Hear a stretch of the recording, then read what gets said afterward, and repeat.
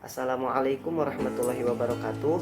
Nama saya Igris Fadilah dengan nomor induk mahasiswa 121303039, kelas 2A, program studi Hukum Tata Negara.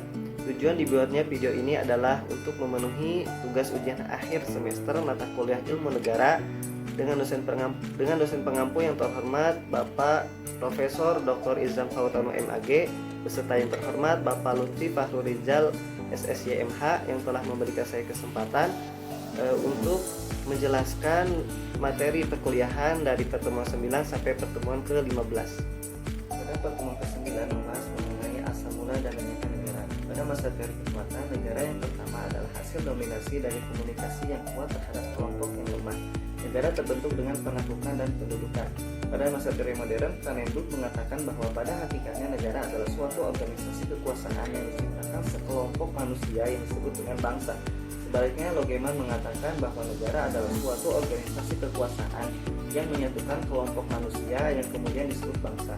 Pada masa positivisme, menurut Hans Kelsen, pendapatnya pada dasarnya ilmu negara itu harus melepaskan dari tiap-tiap percobaan yang berusaha untuk menerangkan negara serta bentuk-bentuknya, sebab sifatnya yang abstrak. Akan tetapi ilmu negara itu hendaknya hanya membicarakan negara secara yuridis saja.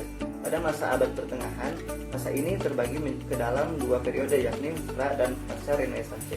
Gerakan Renaissance perlahan-lahan memikirkan peran agama dalam kehidupan publik. Sebagai ganti agama masyarakat, Renaissance memperkuat fungsi dan peran negara. Kemudian ada teori hancur atau lunyaknya suatu negara. Di antaranya ada teori organis. Menurut teori ini bahwa negara akan lenyap karena terjadinya perang. Karena perang menguras berbagai sumber daya negara dan tidak memiliki kekuatan, maka ia harus menyerahkan diri kepada negara pemenang perang. Begitupun dengan terjadinya bencana. Karena negara itu tidak mampu membayar hutangnya sebab mesti memulihkan kondisi negara pasca bencana, maka ia harus menyerahkan diri kepada negara yang meminjamkan dana tersebut. Kemudian ada yang kedua, ada teori anarkis. Menurut teori ini, anarkis bahwa negara itu bisa lenyap karena pemberontakan dan terorisme. Beda antara keduanya bahwasanya pemberontakan adalah bersumber dari internal atau dari dalam negara itu sendiri, kemudian sementara terorisme berasal dari eksternal. Yang ketiga ada teori Marxisme. Nah, teori ini berpandangan bahwa negara bisa lenyap karena pemberontakan kaum yang lebih lemah atau proletar, dan kaum proletar melawan kaum borjuis. Jika tidak distabilkan maka akan melenyapkan negara tersebut. Yang keempat ada teori mati tuanya negara. Menurut teori ini negara akan lenyap disebabkan usia serta kehilangan unsur pembentuk. Misalnya ketika banyak wilayah negara yang memisahkan diri atau memerdekakan diri sehingga wilayah negara habis, maka negara dikatakan kehilangan unsur pembentuknya yakni wilayah. Pada pertemuan 10 membahas mengenai tujuan dan fungsi negara menurut teorinya. Teori Lorca, menurut teori ini suatu negara yang kuat adalah negara yang mampu menciptakan negara yang adidaya atau adikuasa, yaitu negara yang tampil kuat secara eksternal sekalipun negara itu secara internal dikatakan lemah. Kemudian teori Niccolo Machiavelli. Menurut teori ini meliputi beberapa hal. Yang pertama adalah untuk menciptakan ketertiban, keamanan, dan ketentraman. Yang kedua adalah untuk memunculkan sebuah negara adidaya atau kuat. Kemudian yang ketiga adalah bagaimana membuat rakyat tunduk terhadap keputusan-keputusan yang dibuat oleh negara itu sendiri. Kemudian selanjutnya ada teori Dante Alighieri. Menurut teori ini tujuan dan fungsi negara meliputi beberapa hal. Yang pertama adalah untuk menciptakan perdamaian dan ketertiban dunia. Kemudian yang kedua, teori ini memfokuskan kepada agama di bawah kendali negara. Teori Dante ini lahir sebagai antitesis dari masa Renaissance. Kemudian ada teori John Locke yang berpandangan bahwa tujuan dan fungsi negara adalah untuk memelihara secara serta menjamin terlaksananya hak asasi atau berbagai bentuk pelindungan hak asasi manusia. Jadi hak asasi manusia dijamin oleh negara untuk warga negaranya. Nah, pada pertemuan ini saya mengamati bahwa dalam suatu negara terdapat tujuan dan fungsinya, yang mana hal tersebut mencakup apa saja yang dilakukan oleh negara sebagai tujuannya. Maka dapat diketahui bahwa fungsi dan tujuan negara antara lain melaksanakan ketertiban, kekuasaan, pertahanan, keamanan, hingga menegakkan keadilan. Pertemuan ke-11 masih membahas mengenai tujuan dan fungsi negara menurut teorinya. Menurut Immanuel Kant, tujuan dan fungsi negara adalah untuk membentuk dan memelihara hak kemerdekaan warga negara dari diskriminatif atau memberikan hak keluasaan kepada warga negara untuk mengekspresikan apa yang menjadi kehendak dan aspirasinya. Kemudian yang kedua ada pandangan paham sosialis. Sama halnya dengan pandangan Immanuel Kant, tetapi paham ini lebih menekankan pada aspek sosialnya. Menurut paham sosialis bahwa tujuan dan fungsi negara adalah untuk menciptakan sifat-sifat non-diskriminatif. Kemudian selanjutnya ada paham liberalis kapitalis. Paham ini merupakan antitesis dari paham sosialis. Paham ini lebih menekankan kepada aspek individualis, yang mana paham ini menghendaki bagaimana supaya negara memberikan hak keleluasaan yang sebebas-bebasnya kepada individu-individu yang menghuni negara tersebut. Kemudian ada pandangan sosial demokrat. Pandangan ini merupakan antitesis dari pandangan kapitalis. Menurut pandangan paham ini, negara hadir untuk memberikan jaminan kesejahteraan dan perdamaian terhadap warga negaranya, yang pada intinya tujuan dalam suatu negara juga mencakup kebebasan dalam berpendapat dan berkedaulatan rakyat. Saya mengamati bahwa para ahli hukum kenegaraan masih belum mempunyai pandangan yang sama mengenai fungsi negara. Kemudian setiap negara pasti mempunyai tujuan yang hendak dicapai, karena tujuan negara akan berkaitan dengan bentuk negara, pembentukan, fungsi, tugas, serta hubungan badan negara. Para ahli mengemukakan tujuan dan fungsi negara dengan rumusan yang berbeda-beda, bahkan ada yang bertentangan. 1/12 membahas mengenai tipe dan bentuk susunan negara.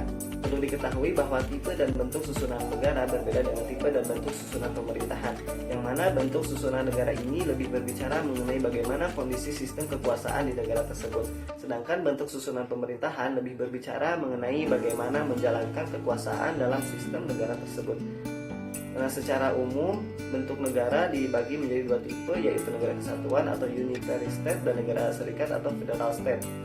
Tipe atau bentuk negara kesatuan yang pertama yaitu vertical management model seperti negara Inggris dan Jepang. Kemudian yang kedua ada central representative model yaitu Swedia, Spanyol, dan Denmark. Yang ketiga ada unification model seperti Belanda. Yang keempat ada nation model seperti negara Prancis. Dan tipe ini menggabungkan dari ketiga tipe tersebut. Kemudian ada karakter negara kesatuan. Yang pertama, satu konstitusi yang berlaku. Kemudian yang kedua, satu pemerintahan di tingkat pusat atau sentralistik. Yang ketiga ada satu kewarganegaraan. Yang keempat, satuan pemerintahan lokal yang merupakan subdivisi atau turunan dari pemerintahan pusat. Yang kelima ada dominasi pusat atau sentralistik di pemerintahan pusat yang sangat kuat. Kemudian ada tipe atau bentuk negara serikat. Yang pertama ada perasaan sebangsa di antara kesatuan-kesatuan politik yang hendak membentuk federasi. Yang kedua yaitu keinginan untuk membentuk ikatan yang terbatas. Karakter negara serikat yang pertama, satu wilayah terbagi atas negara-negara bagian, ada serikat negara dan ada negara-negara serikat. Kemudian yang kedua ada kedaulatan ganda, tidak berlaku sentralistik. Kemudian yang ketiga ada hubungan pemerintah federal dengan pemerintah daerah bersifat koordinatif dan kooperatif. Pertemuan ke-13 membahas mengenai bentuk dan sistem pemerintahan. Yang pertama ada autokrasi. Autokrasi merupakan bentuk pemerintahan yang dikelola oleh sebagian orang atau satu orang, tetapi memiliki kendali yang sangat besar dalam pemerintahan tersebut, misalnya seperti partai tunggal dan sebagainya. Kemudian ada oligarki. Oligarki merupakan sekelompok orang yang memang menguasai negara tersebut, yang memiliki struktur kekuasaan yang dikendalikan oleh sejumlah kecil orang, yang dapat terkait dengan kekayaan, ikatan keluarga, bangsawan, kepentingan perusahaan, agama, politik, atau kekuatan militer. Kemudian ada monarki. Monarki merupakan sistem kekuasaan yang dipegang oleh satu tangan, lebih efektif untuk menciptakan suatu stabilitas di dalam proses pembuatan kebijakan, berbeda dengan autokrasi yang dibantu oleh penasehat atau pembantu-pembantunya. Kemudian ada republik. Republik merupakan sistem pemerintahan yang dikendalikan oleh masyarakat secara banyak, jadi bukan dari prinsip keturunan atau bangsawan, dan sering dipimpin oleh seorang presiden. Menurut Aristoteles, ada beberapa dampak kemerosotan sebuah unit pemerintahan ketika terjadinya kegagalan, yaitu ketika monarki itu berbentuk sempurna maka akan terjadi kemerosotan, yaitu pada tindakan kesewenang-wenangan yang dimiliki oleh raja bila menyalahgunakan kekuasaannya. Kemudian aristokrasi beralih menjadi oligarki atau plutokrasi. Kemudian pemerintahan politeia atau kota akan terjadi kemerosotan jika demokrasi. Kemudian ada siklus teori. Monarki. Yang pertama monarki, kekuasaan yang dipegang oleh satu orang yang memiliki kepentingan dalam proses pembuatan kebijakan.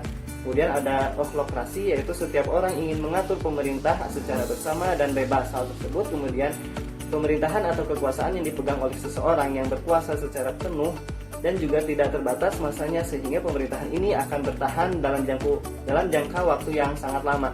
Kemudian ada demokrasi, pemerintahan yang dijalankan oleh rakyat dan mengutamakan kepentingan bersama. Kemudian oligarki, yaitu kekuasaan yang dipegang oleh beberapa orang yang memiliki kepentingan. Hal ini dapat dibedakan berdasarkan keluarga, kekayaan, serta kekuatan militernya. Kemudian ada aristokrasi, yaitu kekuasaan dipegang oleh beberapa orang yang memiliki kepentingan namun bersifat profesional. Kemudian ada tirani, pemerintahan yang dipegang dengan sewenang-wenang serta adanya penyalahgunaan kekuasaan oleh pemimpin atau orang lain. Kemudian ada sistem pemerintahan menurut Muhammad Mahfud MD. Sistem pemerintahan adalah sistem hubungan dan tata kerja antara lembaga-lembaga negara yang terbagi menjadi dua, yaitu presidensial dan parlementer. Presidensial yaitu kepala negara menjadi kepala pemerintahan atau eksekutif. Kemudian yang kedua, pemerintah tidak bertanggung jawab kepada parlemen atau DPR. Jadi parlemen dan pemerintah sejajar. Kemudian menteri-menteri diangkat dan bertanggung jawab kepada presiden. Yang keempat ada eksekutif dan legislatif, keduanya sama-sama kuat. Nah, parlementer itu kepala negara tidak berkedudukan sebagai kepala pemerintahan, melainkan lebih bersifat simbol nasional. Yang kedua, pemerintahan dilakukan oleh sebuah kabinet yang dipimpin oleh seorang perdana menteri. Kemudian yang ketiga, kabinet bertanggung jawab dan dapat dijatuhkan oleh parlemen melalui mosi. Kemudian yang keempat, kedudukan eksekutif lebih rendah daripada parlemen. Pertemuan 14 membahas mengenai negara autokrasi dan demokrasi modern. Seperti yang sudah dijelaskan pada pertemuan sebelumnya, bahwa autokrasi merupakan sistem pemerintahan di mana seorang autokrat dia memegang semua kekuasaan. Sedangkan demokrasi modern berbeda dengan autokrasi. Jika autokrasi itu satu orang dalam memegang kekuasaan, demokrasi modern ini sebaliknya, bahwa yang semua orang berhak untuk memberikan dan mengendalikan kekuasaan, karena yang menjadi dasar pijakan demokrasi ini adalah kedaulatan rakyat. Kemudian ada indikator autokrasi modern. Yang pertama, sistem satu partai atau partai tunggal. Kemudian menghimpun kekuasaan sebesar mungkin pada tangan negara.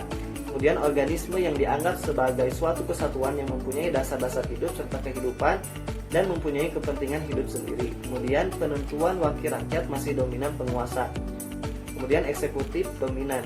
Penganut sistem pemerintahan autokrasi diantaranya ada fascisme Italia, kemudian Nazisme Jerman, dan lain-lain. Kemudian ada indikator demokrasi modern. Yang pertama, sistem multipartai. Kemudian penyelenggaraan kekuasaan rakyat. Kemudian kumpulan atau kesatuan daripada para individu, dalam arti bahwa individu itu mempunyai peranan yang pokok yang harus menentukan dan mengusahakan kebahagiaan serta kesatuan negara. Kemudian rakyat memiliki kendali pemerintahan wakil penuh. Kemudian undang-undang dominan.